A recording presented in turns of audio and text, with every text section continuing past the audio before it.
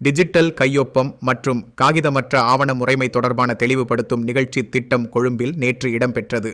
Blue ocean group of companies இலங்கையின் வளர்ச்சியோடு உங்கள் வாழ்க்கையையும் உயர்த்துகிறோம்.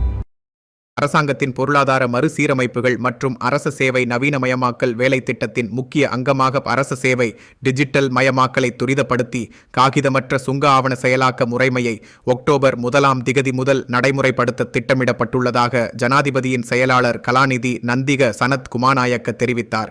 இங்கு மேலும் கருத்து தெரிவித்த ஜனாதிபதியின் செயலாளர் உலகின் ஏனைய நாடுகளுடன் இணைந்து செயற்படுவதற்கு இவ்வாறான டிஜிட்டல் மாற்றங்கள் அத்தியாவசியமானவை என குறிப்பிட்டார். காகித பயன்பாடற்ற சுங்க ஆவண முறையை அறிமுகப்படுத்துவதன் மூலம் சுங்க அனுமதி வழங்கும் செயற்பாடு மிகவும் செயற்திறனாகவும் வெளிப்படைத்தன்மையுடனும் விரைவாகவும் மாறுவதுடன் இறக்குமதி மற்றும் ஏற்றுமதி நிறுவனங்களுக்கு பாரிய வசதியாக அமையும் எனவும் அவர் சுட்டிக்காட்டினார். குறிப்பாக டிஜிட்டல் கையொப்பமிடப்பட்ட பின்னர் மேற்கொள்ளப்படும் மாற்றங்களை இம்முறைமை மூலம் கண்டறிந்து கொள்வதால் எந்தவிதமான முறைகேடுகளுக்கும் வாய்ப்பளிக்கப்பட மாட்டாது எனவும் ஜனாதிபதியின் செயலாளர் மேலும் சுட்டிக்காட்டினார்.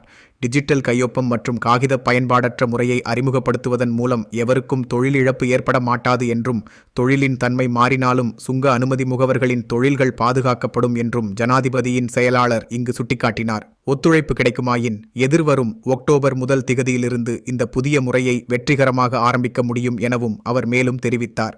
இந்த நிகழ்ச்சியின் போது காகிதமற்ற சுங்க ஆவணங்களை சமர்ப்பிக்கும் செயல்முறை, அதன் நன்மைகள் மற்றும் நடைமுறைப்படுத்தல் பற்றி விரிவாக தெளிவுபடுத்தப்பட்டது.